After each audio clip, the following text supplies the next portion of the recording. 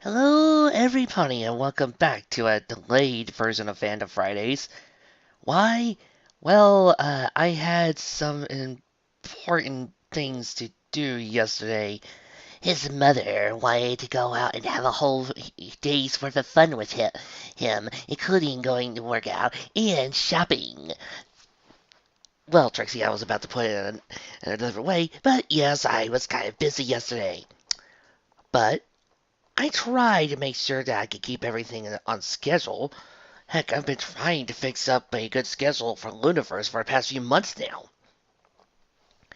So, for today, let's have a little fun. I had a friend of mine request for a fanfic of his to be read on the show, and let it be never said that I never skip out on these chances to actually do a request, even though sometimes these requests don't always turn out for the best. Yes, we all know that. But hey, let's try to actually fulfill a request once in a while. After all, sometimes they do turn out for the best. So, without further ado, let's check out Tower of the Necromancers by Renegade the Unicorn. Tower of Necromancers by Renegade the Unicorn. Chapter 1. Only chapter? And we're on Deviant Art. Deviant Art? No! Why? I hate Deviant Art. No, I love the art.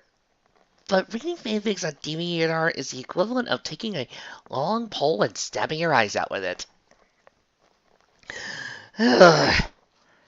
Severus the Aardvark in Tower of the Necromancers.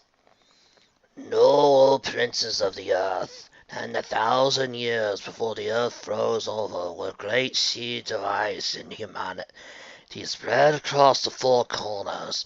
There laid an age undreamed of, wherein great kingdoms and empires were spread across the known lands of Astericon, and great journeys were undertaken for glory and fortune. From this brutal age of savagery, here there came Cerebus, mightiest warrior in the land. Though uncouth and uncivilized, the earth pig born, with his sword raised high, and swearing in the name of the god Tarim, carved out a legacy of riches and fame, told only in the most well-remembered of legends. It is he for whom this age was named, and it is his tales that shall be recounted in this tome. Anonymous, Codex of the Aardvarkian Age. The first rays of the rising sun broke out over the city of Ultram as the morning bells awoke the populace. As the men and women in the city awoke from slumber and went about their waking ritual routines, the usual quiet stirrings were broken by the sounds of what sounded like horses' hooves clattering against the cobblestone streets. This was not unusual in Ultram, or any city in the kingdoms of Escarion for that matter. It was, however, except for the rather unusual rider of said steed. It appeared to be a small creature of about 3 feet, and of grey fur, clad in various medallions, and a sword that seemed to be too large for something of its size, and a horned helmet not too similar of the Asgardian tribe to the far north. It was an aardvark, and while they were not uncommon in these lands, it was certainly unusual to see one riding a horse, much less dressed in typical barbarian garb. With a gruff woe, the earth pig stopped his horse in front of one of the city's many taverns. The bleeding boar got down and dramatically kicked down the door. This certainly surprised the early morning drunkards, who had permanent room and board within the establishment.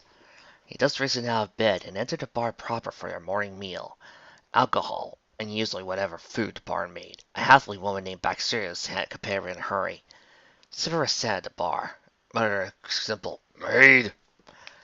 His voice was gruff, of an uncanny resemblance to George C. Scott.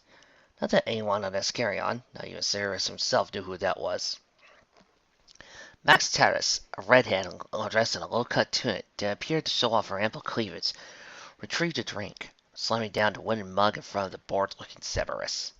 He took it, and made a soft pink-like grunt as he drank down the sweet-tasting alcohol.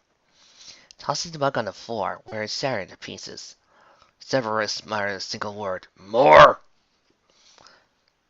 Baxter's obeyed, handing him a refill. He downed it, and demanded another, and another, and another. This certainly surprised the other patrons. He marveled at the aardvark's tolerance. He was now drinking mead by the bucket, and showed no signs of stopping. Baxterus, exasperated, immediately silenced him. I think you had enough, stranger, she said calmly, though her voice gave off an air of irritance. Cerebus will tell you when he's had enough. The aardvark sighed, with a response from Baxterus not what he expected. She sat at the bar with a long silver dagger, with the names of her ancestors in halfling tongue. Cerberus's eyes widened. Do not test me, earth pig, she growled, eyes practically filled with flame. I am a former assassin of the city's military, and I will not be trifled with. Are we understood? Cerberus, after several moments, nodded. He knew when to bite his tongue. Now, tell me about yourself, if you like. Cerberus is a mercenary, the aardvark answered simply. He goes where he pleases, fueled only by gold and booze. No women? Baxterus inquired, her tone of mixed curiosity and seduction. Are we speaking romance or more carnal pleasures? Cerberus fired back. Because those are two entirely different things when it comes to females. Baxterus pondered this for several moments, and realized Cerberus had a point. Sex and romance, if one were to believe the general notion, went hand in hand. But that was completely false, as the two were, for all intents and purposes, as far from one and the same as humanly possible. You could be married and not have sex. You could also be married and having lots of sex. In fact, the latter option was what the halfling tavern preferred. What use would she have for tying herself down to some man she might not love for the foreseeable future, rather than dedicating herself to her tavern? No use, that's what. Though she considered herself a free, sexually liberated woman, by her own standards anyway, she had no problem if someone considered sex and marriage to be intertwined. Which do you wish to discuss first? Your views on women and romance, or your views on women and sex? She finally asked the barbarian. Cerberus is far from the romantic type, he answered bluntly, not even wanting to think of the response. As for sex, well, let's just say Cerberus can generally do without it. But he does not deny he has urges, and will indulge them whenever he can. This immediately piqued Bartrix's interest. With a playful smirk, she leaned over the bar's counter, looking at Cerberus more directly. The aardvark blinked once, twice, thrice. He knew to look in her eyes anywhere. Bedroom eyes, as the informal expression went, or more vulgar fashion, fuck me eyes. Well then, Beatrice replied, pulling down her tunic so her breasts were a bit more exposed. How about you and I fuck? No, Cerberus answered. At least, not yet. Beatrice's frown, her hazel green eyes piercing the earth pig like sharp daggers. Without comparison considering what occurred earlier. Do not get Cerberus wrong. You're very attractive, miss. Beatrix. Beatrix Dragmire. Yes, Miss Beatrix.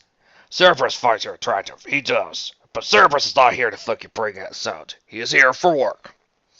The halfling immediately softened her gaze. Let's get Tori into a far more neutral experience.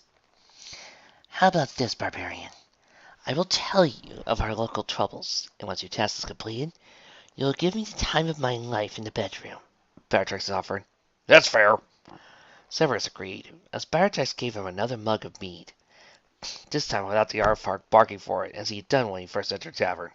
Thank you. You are quite welcome, Beatrix replied. You're going to need a drink for this one. This will be a long story. Cerberus raised a brow. Long story, huh? Cerberus is no stranger to those. Beatrix nodded, and explained thusly. In time immemorial, in the mountains surrounding the area that would become our city of Utham, there arose a kingdom of dwarves, one of the first recorded in Asgarian's history. These dwarves, seeking to carve out a name for themselves, founded the fortress of Diamond Bright, named for their optimism and goals to be a bright beacon in the mountains. They declared it their capital, and the most charismatic and capable and fearless of these dwarves made their king. He took a wife sometime later, and she became his king consort. From Diamond Bright's four hillocks and mountain homes, and with his several decades of rapid expansion and trade with surrounding dwarven civilizations, the dwarves had carved themselves a decently sized territory. Hey, as long as this is a dwarf fortress, I'm fine. However, all was not well with the king. He had become obsessed with his own mortality, and the reasons that he could not have been many. He and his wife had been infertile, or perhaps they had grown steadily more power-hungry. Both of them wanted to hold on to that power as long as possible, maybe even for eternity. Whatever reasons may have been, the king and his wife began dabbling in the vilest of dark arts, and eventually succeeded in summoning the religion's god of death. So he imparted the secrets of life and death unto them both. They both gave up their souls in exchange for immortality. Writing their newfound knowledge into a grimoire, some referred to as the Dwarven Book of Death, the couple then promptly went on to a killing spree, slaughtering everyone in Diamond Bright, only to revive them as zombies. Now, with an undead army at their backs, the Necromancers rejected their own names, no longer needed them. Instead, they took the names of Eurus the Death Emperor, for their former king, and Psyche, the goddess of destruction, her ex-consort. Eurus and Psyche promptly engaged in war with their own kingdom, conquering their former subjects with ease and turning any survivors into slaves. Returning to their former capital with the fate of their now enslaved kingdom in their hands, Eurus and Psyche sent out an order, and one that every being on their iron fist, human and undead alike, would have to follow. Construct the mighty tower of obsidian, 13,000 feet tall, from whence they would reside. With the entire kingdom acting as one large factory for the seemingly impossible project, the tower was completed within 1,050 years. At that time, both Eurus and Psyche had taken on a number of apprentices, who had taken on apprentices, and so on. Taking the equivalent name bearer of the unholy tomes, treasure stockpiles, and undead services, the Necromancers sent themselves away in the tower, where they remain as long as anyone alive can remember. The kingdom, with no leaders to guide them, fell into savagery, dividing themselves into tribes of barbarians. The remaining packs of zombies still roam the mountain ranges, feasting upon whoever they come across. Other dwarven civilizations in the area have long since fallen due to factors such as these. Lothal Mountains are, for lack of a better term, a physical hell, and those who ventured there have never returned. Cerebus sat silently throughout Baratax's story. His only actually being taking swigs of his mead. Once he had finished, he knew immediately what she wanted him to do. So, Aardvark finally spoke. He wants Cerebus to venture into these so-called Forbidden Mountains, venture into this tower, and kill the Necromancers. Yes, Baratax replied. Things will not instantly be better, but you'll rid us of a blight that has plagued us for years. Cerebus immediately followed this up with, How much will Cerebus be paid? Sadly, I cannot say, as I will not be paying you, Baratax said. That will be the mayor's job. It doesn't answer Cerebus's question. Aardvark snarked dryly. How much will he be paid? Oh, I'm sure he'll pay you a hefty sum, Baratax said with a grin, especially once I inform him of your task. Cerebus returned a grin. See to it that Cerebus has played well. For now, he has to gather supplies for his journey ahead. Aardvark returned to leave before Baratax had stopped him. Wasn't able to finish his thought. Whatever that might have been, Baratax had pulled the Aardvark into a passionate kiss. Their tugs dancing in a sloppy, wet embrace. This is currently Cerebus off guard, but he did not try to resist. He very liked the halfling woman, and he had promised to ravish her once he returned from the tower. Why not allow her the small taste of what was to come? Finally, as he pulled away from him, a long trail saliva between their mouths. Best of luck to you, oh brave Cerebus, she said. Cerebus will need Taro to give him luck, if he is to survive this, the Aardvark said, exiting the tavern. Several hours had passed since Cerebus had left the city limits of Wilhelm. In the distance, he could see the mountains, very faintly the tower of the Necromancers. It was impossibly tall. The Aardvark noticed the sentient spire that seemed to go on forever, situated in the center of the heavily armed fortress. This itself was shaped in a non-diagonal fashion. From looking at its design, it was easy for Cerebus to assume that Baratax was lying when he said it only took 10-50 years for Urtus and Sciences to build it. Then again, he thought, these are practitioners of the dark arts. Cerebus didn't know any better. He thinks that they had built a city itself inside a tower that large. Something that wasn't hard of a stretch, now that he thought about it.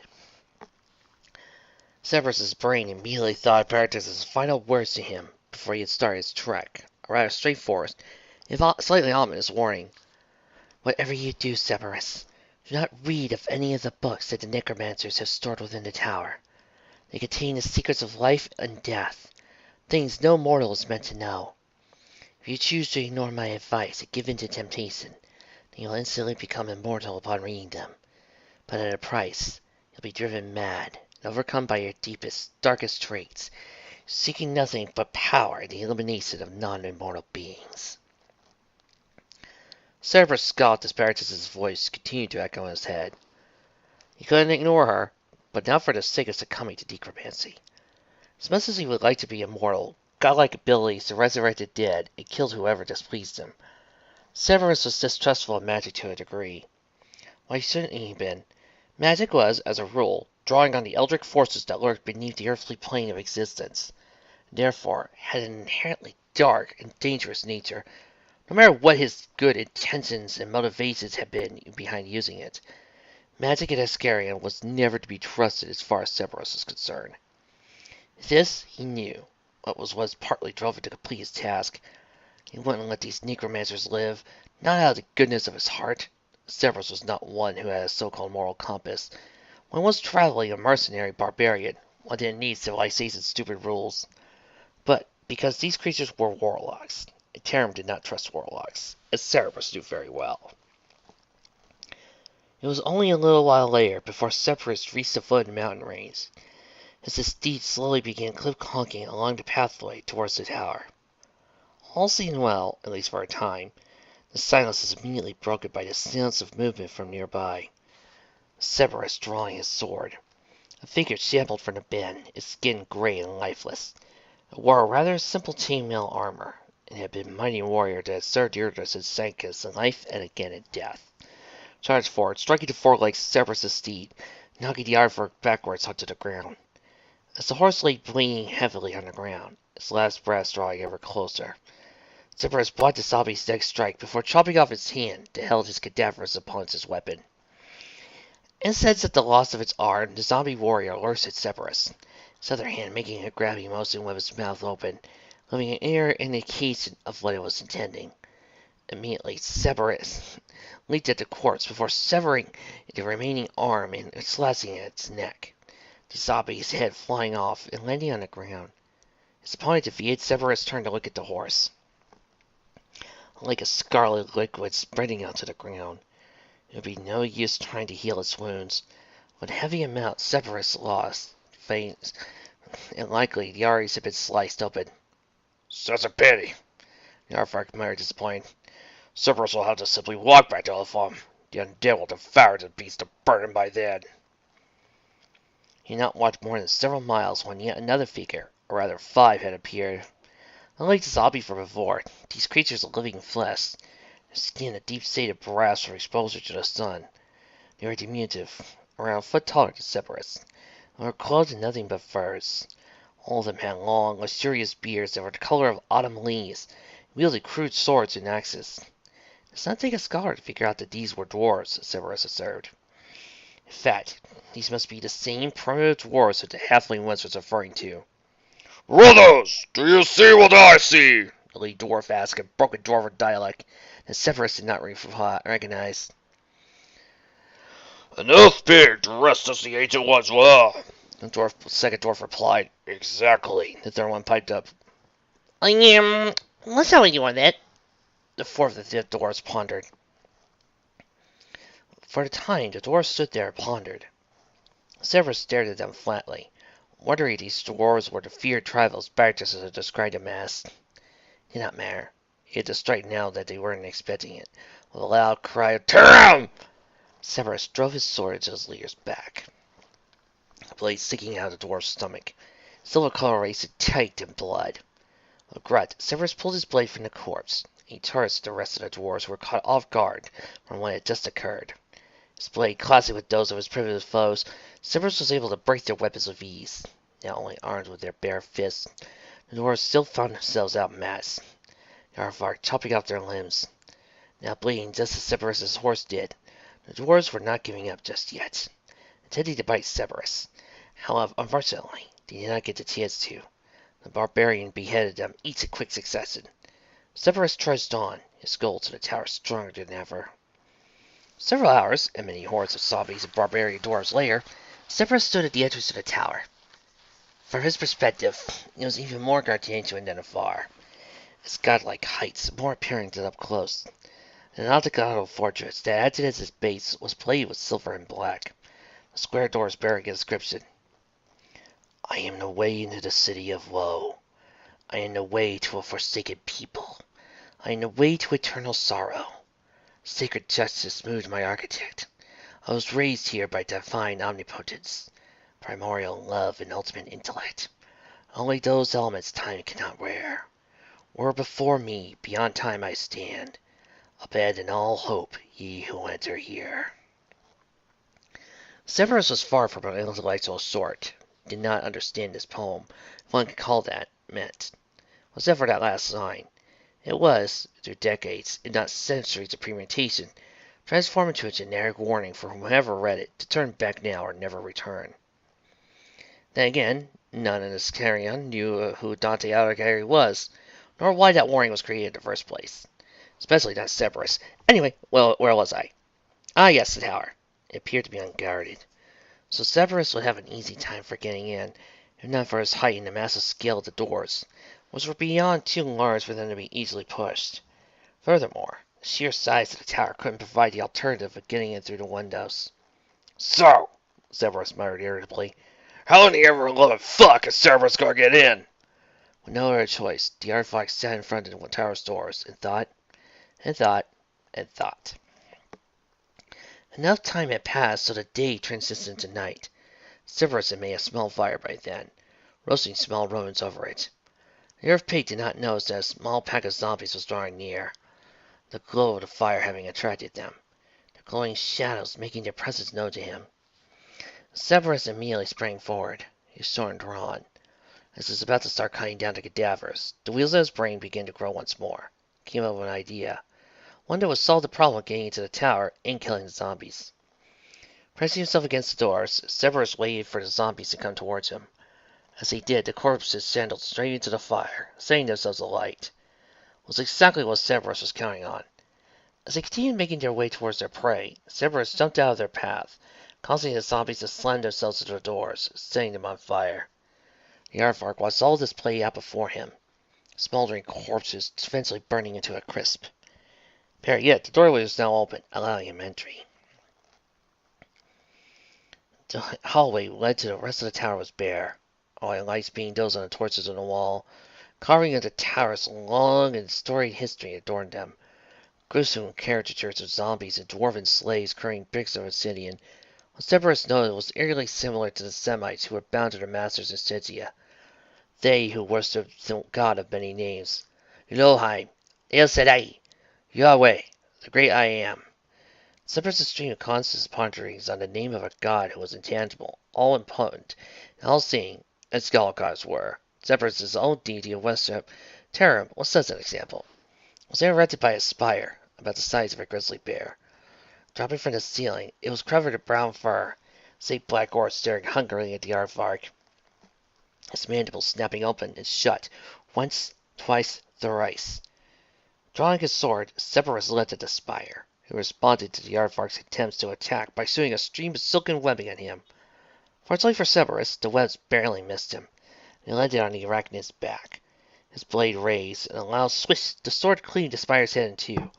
Pools of blood and brain matter spilling onto the floor. The creature fell, its body causing the ground to vibrate slightly from how large it was. That wasn't enough. Cerberus began chopping out the creature's legs, despite it already being slain. The aardvark surmised that once he was in the Necromancer's tower, anything that could be killed could easily be revived. As Bear safe and sorry to make sure the dead creature stayed dead, after chopping off its legs, Cerberus began cleaving out the spider's body, until it was not more than a fur-covered flesh, blood, and organs. He himself and his sword covered in spider blood. Cerberus continued to walk until he came to foot of an incredibly long and winding staircase. It seemed that it went all the way to the top, interconnected with the rest of the tower by an untold number of bridges apparently made of the same stone as stairs.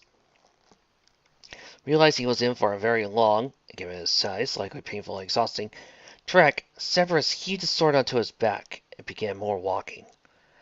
After what seemed like days, in fairness, it probably had been days since Severus entered the tower, the Arvok eventually arrived at one of the bridges and entirely began to cross it.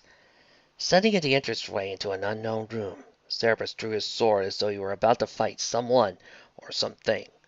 Before he could proclaim his challenge, the Arvok's body gave in and collapsed onto the floor from exhaustion.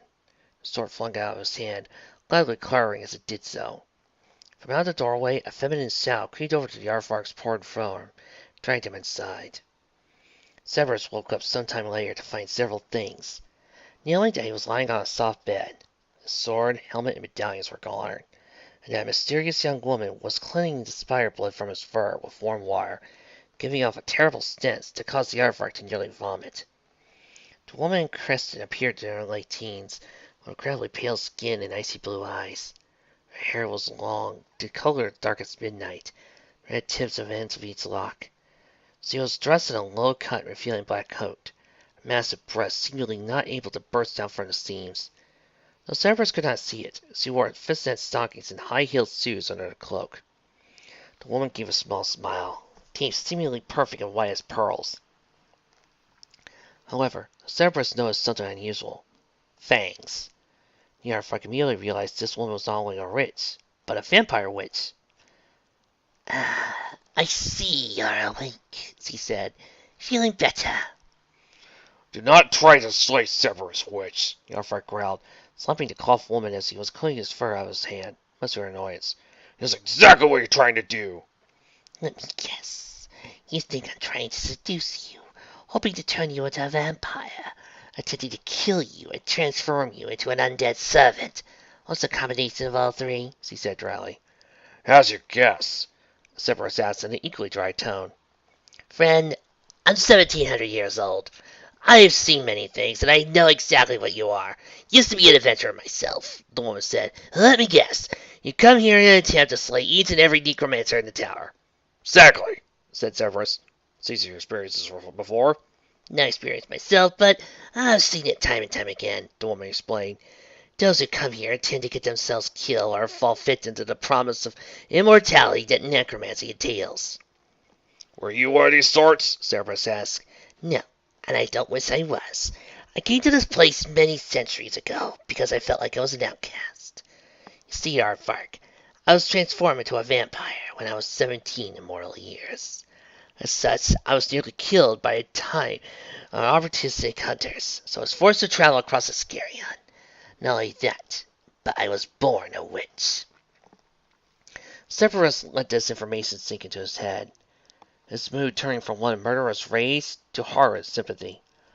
He knew what it was like to be an outcast, being the sole aardvark in a world of humans. It was no wonder to him, then, that this woman would come here to the Tower of Necromancers, especially as she sought to hone the magic she was born with. Power has a price, you know. Magic is inherently dangerous for that very reason. So then, what was your path for learning necromancy? "Complete immortality," she answered.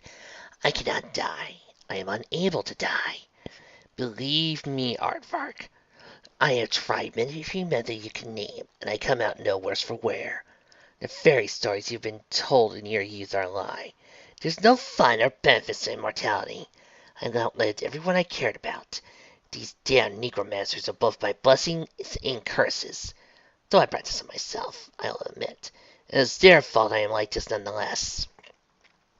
Leave now, Aardvark. Leave and never come back." These last few sentences were punctuated by her voice breaking, and tears began to stream down her face. Severus watched as he cried softly, lost for words. There was no longer about getting money to him, he decided. This hope will escape to life, or unlife in her case, as he felt he was bound to. Getting up from the bed, in spite of his aching body and terrible smell, Severus walked over to her and pulled the vampiress into a tight embrace. This certainly caught her off guard, but she hugged him back nonetheless. After what seemed like forever, Severus let go of the girl. A small smile crossing his face. What's her name? He asked. "Ebony Darkness Dementia Ravenway," she responded, her voice a low whisper. Severus looked at her quizzically, as if he had just heard the stupidest name ever. Is that your real name? The aardvark asked. No, she answered. It is not. Then what is it? Cerberus asked again. I don't know, Ebony replied after some thought. I've been alive for so long. I can't remember the name I was born with. No matter then, Cerberus said. Cerberus, he of Sandhills Creek and Earthpig born, so vanquish every single one of these sorcerers in your name. Now it was Ebony's turn to look at him funny. You're joking, she said bluntly. Did you not hear what I was saying before? About how every adventurer before you has died or succumbed to temptation? Cerberus does not care. He'll kill every single one of these bastards for your honor, or he'll die trying, Aardvark declared. Ebony let out a sigh, realizing no matter what, she couldn't get through to him. Alright then, though I could not convince you to back down, Cerebus, I only ask that I be allowed to help you. You cannot take on all these necromancers yourself, and I have wanted to exact revenge on them for years. That's only fair, Cerberus supposes, the Aardvark replied. When will his body stop aching? Just for a few days, Ebony replied. Now lay back down, Cerberus. Several more days passed. It was not long before Cerberus and Ebony could not only know each other on a more personal level, but an intimate level as well. When they had first made love, Ebony learned firsthand the saying that big things come in small packages. Played incredibly well to Cerberus. His each-inch girth was extraordinarily impressive for a creature of his size. He impressed her in ways that Ebony had not experienced in a while. He learned something about her as well, that she was what others called a screamer. This pleased the Aardvark greatly to know not only he had someone to call friend, but an amazing partner in the bedroom as well. During the afterglow of one of their love-making sessions, Cerberus lying in bed and Ebony cussing his neck, snuggled underneath the bed, arms wrapped around his waist, that Cerberus made a very interesting query. What's our game plan, Ebony? Hmm? The witch replied, stopping her gentle kisses for a moment, to look for a small furry green lover for a look of confusion. Cerberus said, what's our game plan? The Aardvark repeated, irritation not being listened to first time evident. For? You know exactly what for. Don't play stupid. Cerberus has no sympathy for those who play stupid. Ebony realized that he had a point.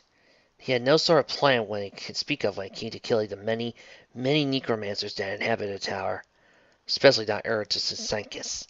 So he thanked the gods that the inhabitants had given off socializing on another long ago. Otherwise he would have been exiled from the tower. The Cerberus would have been unlikely been undead by now. This thought gave her another idea. Since necromancers never ventured outside their quarters, too consumed with pushing boundaries of life and death, it made it far easier for me to kill without notice. She brought this point up to Cerberus, who nodded with a grin. And the tomes? What are the accursed tomes? We burned them. Cerberus's grin only grew wider at that. Good.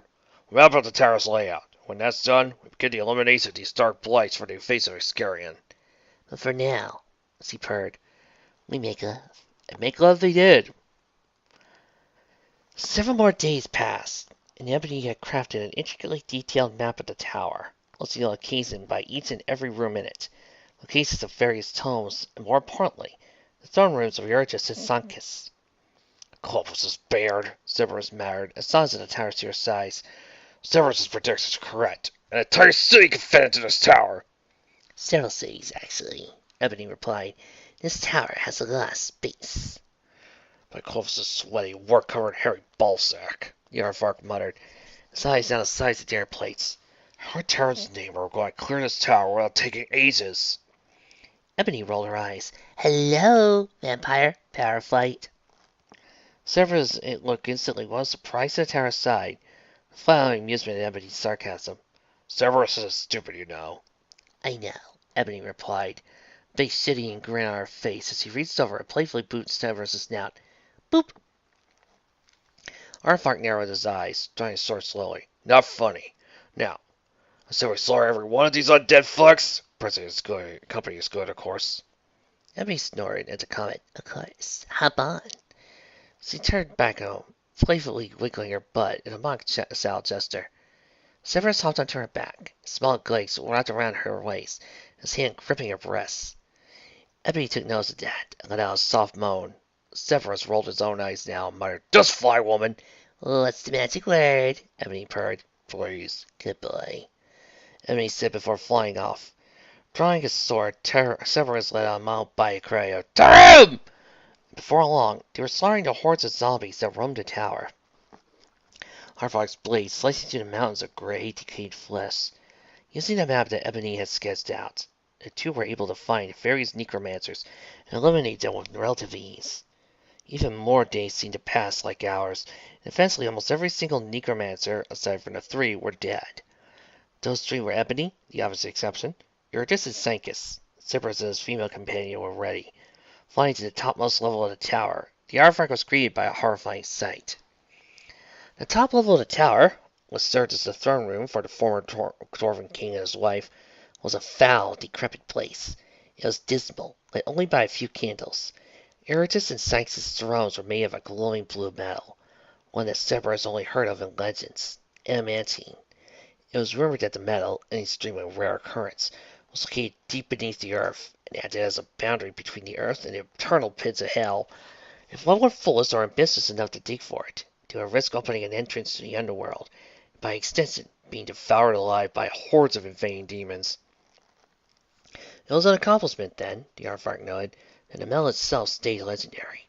Otherwise, hell would have invaded Ascarion long ago. In any case, what unsettled Cerberus the most was sitting on the thrones, Urus and Sanctus themselves, but not quite. They were reduced to living skeletons, dressed in flowing yet tattered and filthy robes.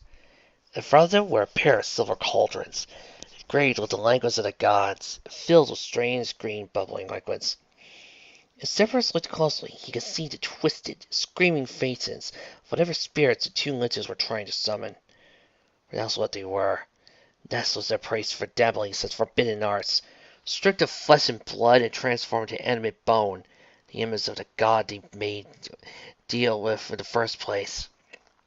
Cerberus and Ebony jumped back in fright as the two creatures stared at the duo, eye holes piercing them with sort of terrible, endless black void.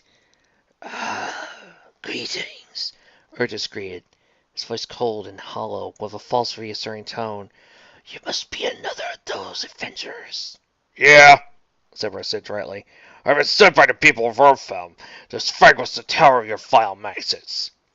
Oh, you wouldn't be the first, Sanctus said dismissively, as if her husband had heard this before. As he had. It's a wonder you've managed to make this far. Very few do. Oh, Cerberus bet he is, the artifact muttered sarcastically, judging by the abundance of bones you two have laying around.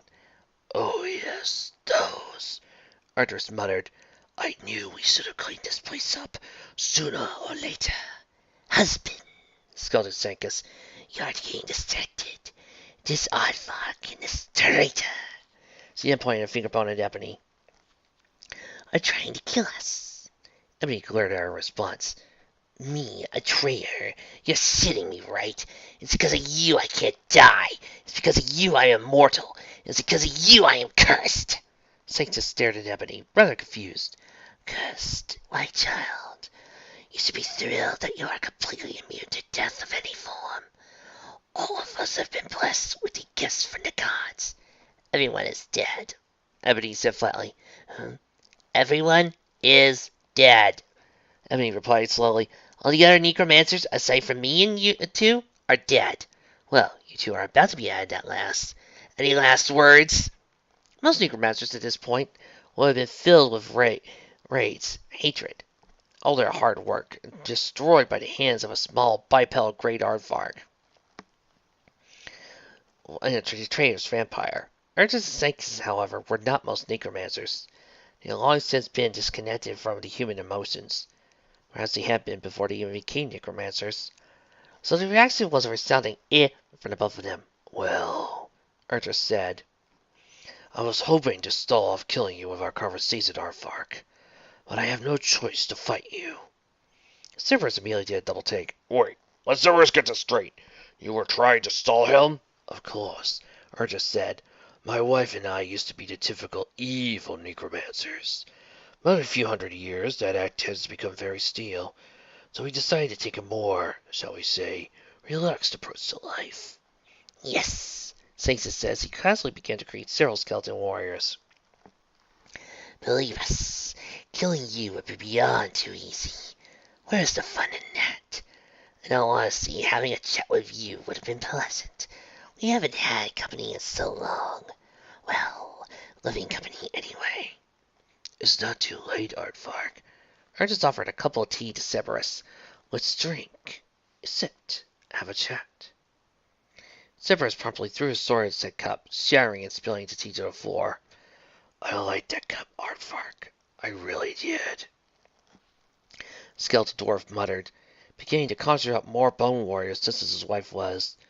Voice were bowed. The skeleton warrior stood in front of her just as scientists, awaiting orders. Attack! The Dwarven King ordered. The skeletons charged forward. Cerberus, without a sword, could only dodge the attacks coming towards him, while Ebony fired at the skeleton warriors, causing him to fall apart. Fortunately, they kept on reassembling themselves. By Clovis' untrimmed ass hairs! Cerberus muttered. How do they keep reassembling themselves? As Ebony kept fighting out the skeletons, he got an idea. Quick, Cerberus, the slabs! The what?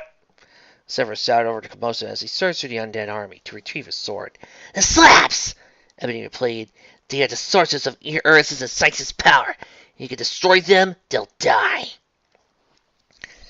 Cerberus managed to find his sword, though he came snoot to foot with Eris, who grinned madly.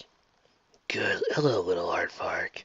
Goodbye, the necromancer said, as he raised his arms and began to fire two blasts of green flame. Not hesitating, Cerberus grabbed his sword and held it up to shield himself. The flames bounced off the blade, rebounding at Eris and covering his skull face and ass.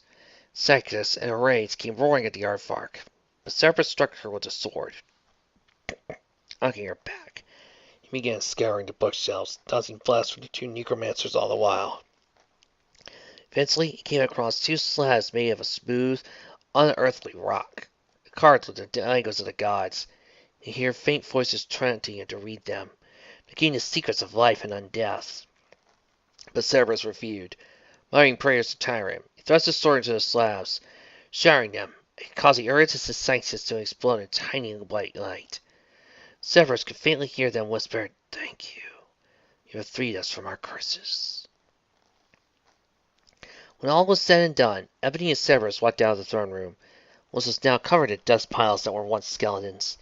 Hopping into Ebony's back once more, Cerberus went through each of the tower's rooms one final time to burn all the books within, so no one could fall prey to their secrets. By the time Cerberus and Ebony had exited the tower, the sun was already setting. Ebony was glad for this, despite the fact that sunlight didn't kill her anyway. Cerberus looked at her with a sigh. "What's the matter?" Ebony asked, concerned about her friend and lover. Though we killed all the necromancers in the tower, destroyed their books of life and death. Cerberus knows that sooner or later, our adventurers will venture into this tower, despite nothing of value being within. Ebony thought about this for several moments, and realized Cerberus had a point. Though there was nothing in the tower of necromancers now, legends and reputations would still persist for a good while. That would mean, then, adventurers would still venture there, only to be sorely disappointed. What should we do about it, then? Cerberus had noticed the warning sign on the tower's door. Create a new warning, so that it's straightforward and to the point. They did, and this is what it read. This place is a message, and part of a system of messages. Pay attention to it. Sending this message was important to us. We considered ourselves to be a powerful culture. This place is not a place of honor. No highly esteemed deed is commemorated here. Nothing is valued here. What is here is dangerous and repulsive to us. This message is a warning about danger. The danger is in a particular location. It increases towards the center. The center of danger is here, a particular size and shape, below us. The danger is still present, in your time as it was here. Danger is to the body, and it can kill. When that was finished, Ebony kissed Cerberus again and was about to fly off, before the Aardvark stopped her. Wait, come Cerberus, be his traveling companion. I'm sorry, Cerberus, she replied, but I can't. She knew he was about to cry, tears welling into his ears. Please, you can't leave Cerberus. You've been his only friend in years, Aardvark said, breaking down on her feet, sobbing. Cerberus, you must understand something. I am not welcome in human society, more so than you are. If I come with you, I'd be haunted constantly. Not to mention you yourself would be targeted by hunters. They take guilt by association incredibly seriously. Ebony replied simply, so I had to leave you, for your own safety. Where will you go? Cerberus asked, drying his tear. You can't stay anywhere for long, you know. And the hunters, they can't kill you, you said yourself. You're right on both accounts, Ebony said. Which is why I'm going to find my own society. One where everyone can be free from prejudice. What you speak of is impossible. A pipe dream.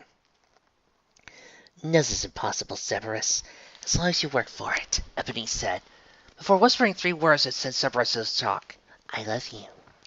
With that, she kissed his cheek and left, flying until she was not more than a speck on the horizon. He kept staring at the sky for a while, until the sun long since set, in the hope that Ebony would return.